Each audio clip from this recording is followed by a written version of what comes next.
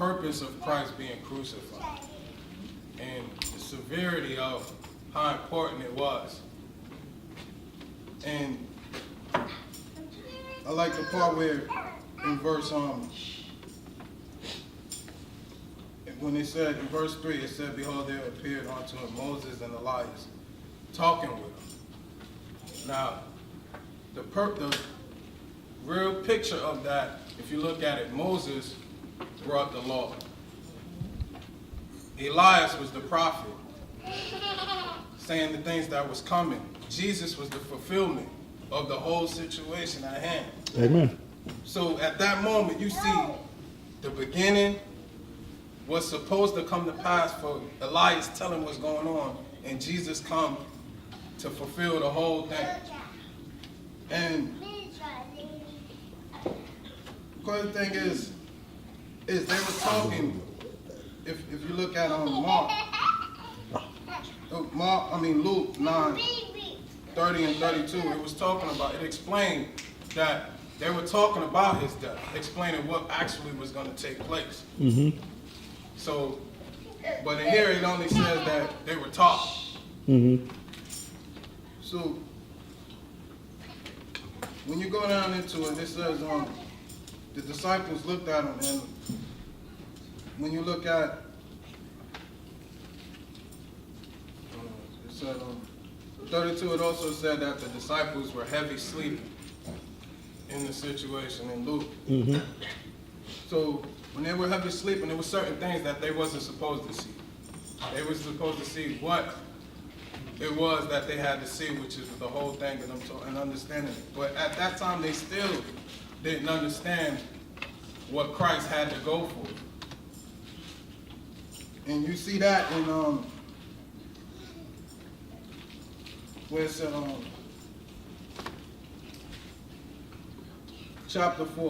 verse 4, it said, "And then Peter answered and said unto Jesus, Lord, it is good for us to be here. If thou wilt, let us make 3 tabernacles, one for thee, and one for Moses, and one for Elias."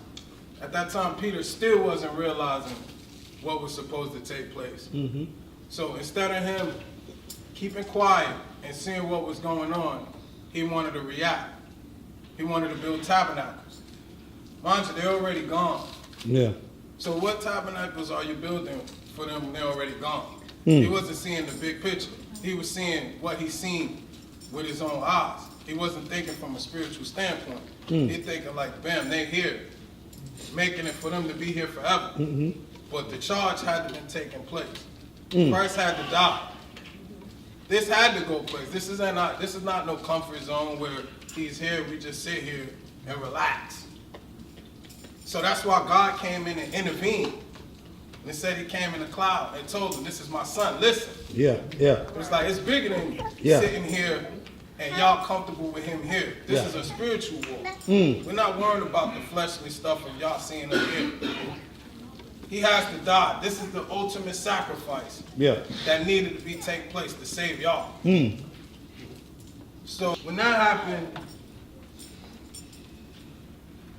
he got quiet and he still didn't notice what was going on. And that's why Christ came to him and tapped him and said, "It's all right, but you just need to relax."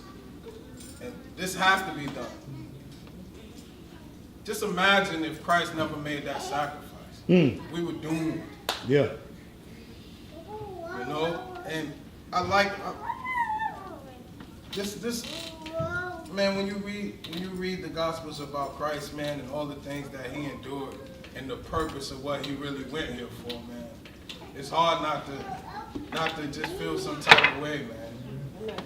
You know, if you don't feel some type of way reading what the Lord whole purpose and what he did for us, man, something is wrong. Yeah, yeah. You can't read this and don't feel some type of way. Mm. Not really read it. I mean, yeah, if you just skim through it and not really trying to study and know what he's really here for. Amen. Yeah, you would just go through it with nothing on your heart. You know what I'm saying? But another crazy point that I liked out of it is when Christ was describing about John the Baptist. When you look at it in Mark 9:13, it was talking about, it explained what it was saying in that. And it said,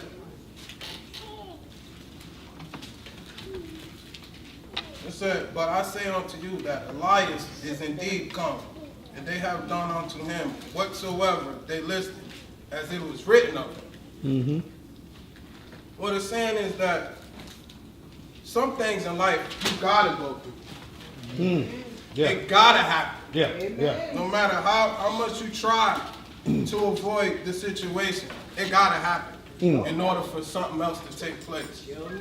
So not everything that we go through may be something we've done, but it's supposed to be something that's going to take us somewhere else. You know, sometimes we try to avoid certain situations that is unavoidable because it's going to happen.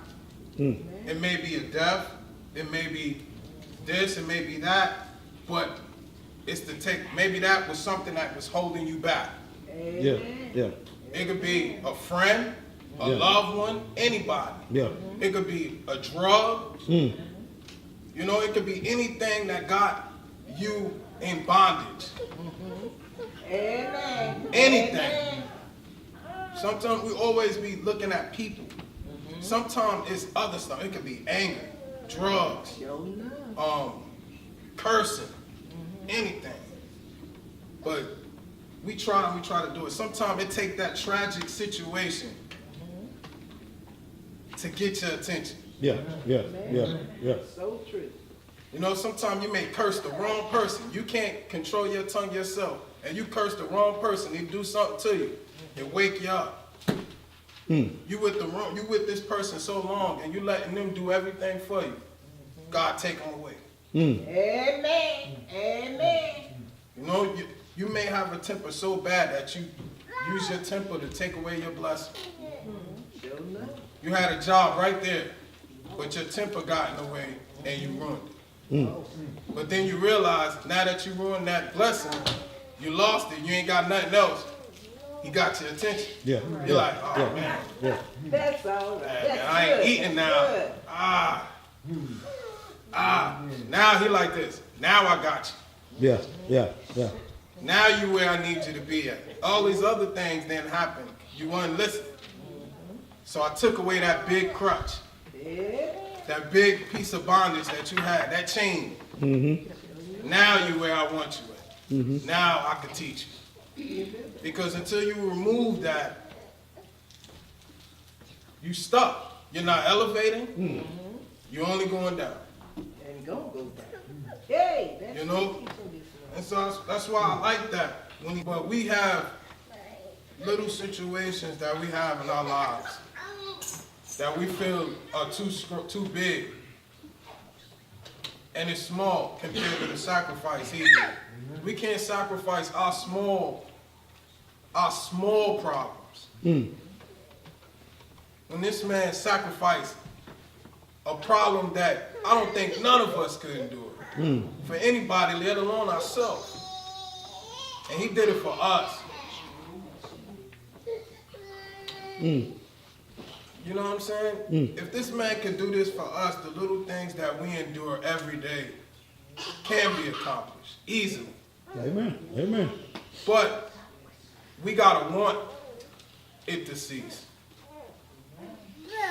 Like we said in Wednesday Bible studies that I didn't touch on, but when he was talking about, when he was saying that he wasn't worthy of the kingdom because he wanted to go back and say bye to his family. The key to him saying bye to his family, what made it so bad is why you gotta go back. If God is bringing you forward and that's the priority to go forward, why you gotta keep going back? That's the truth. You know what I'm saying? Sometimes we ask for stuff, but then we intervene, like Peter did, wanting to build the tabernacles. We intervene in God's work that we already asked him to do for us. But we intervene. Not everything, when we ask God for something, he's doing exactly what we ask. We say we want to change, he's changing us for his glory, not for ours. So some of the things that we may not want to change, he says fit for the kingdom to change. So if we ain't gonna submit to him fully when he asks us and give us a change, then why ask for it? Wow. You know, we be like, man, we be praying for one area, but God see fit that this area too need to be changed. But we don't want this part changed. And I say that a lot myself, man, like enduring being tried a lot. Being tried more now than when I was in the world. And that's just something I realized I struggle with. Like, man, they know better. Man, this ain't even what I'm used to, man. This ain't my kind of tea right here.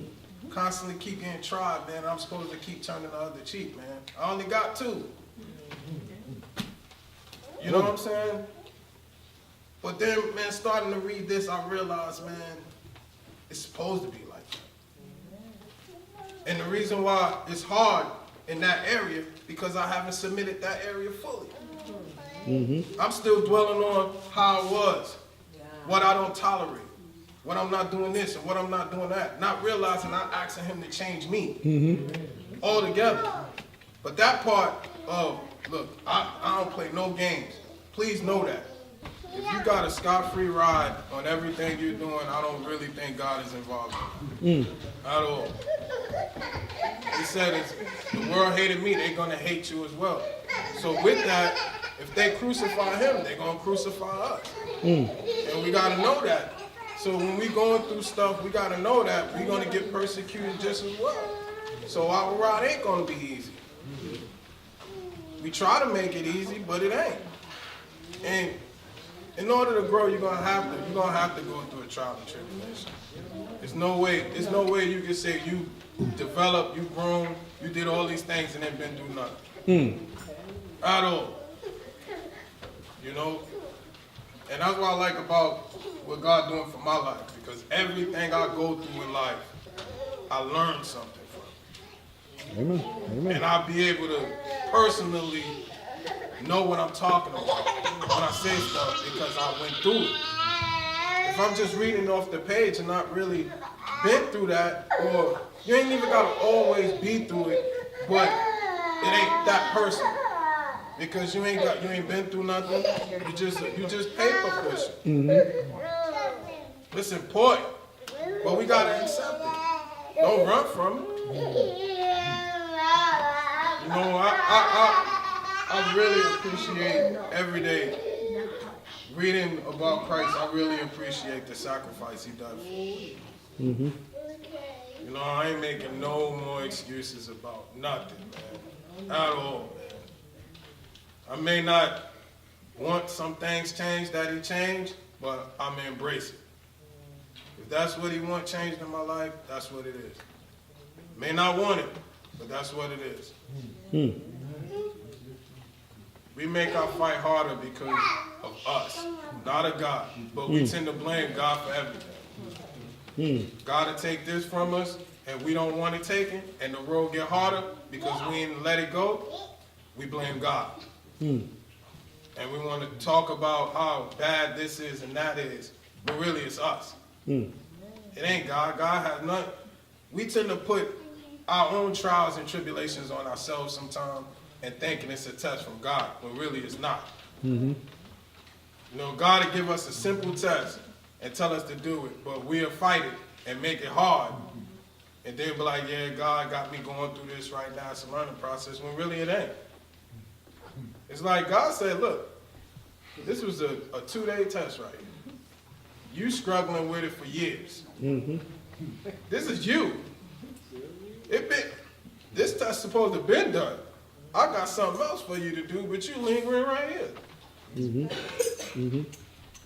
know, we got to embrace it, man. Because you look at how the devil and them, they thought it was over by killing him. And then in the back of his mind, he just sitting back laughing like, y'all don't know, this is just the beginning. You know, if it's just the beginning, we got, like it said in the book, man, we got to live every day like we know we're going to heaven. Like we know, not we think. So if we know we going to heaven, it ain't no reason to be beating ourselves up. We should be happy Come on now. because we already secure. We just riding this little bit of time out.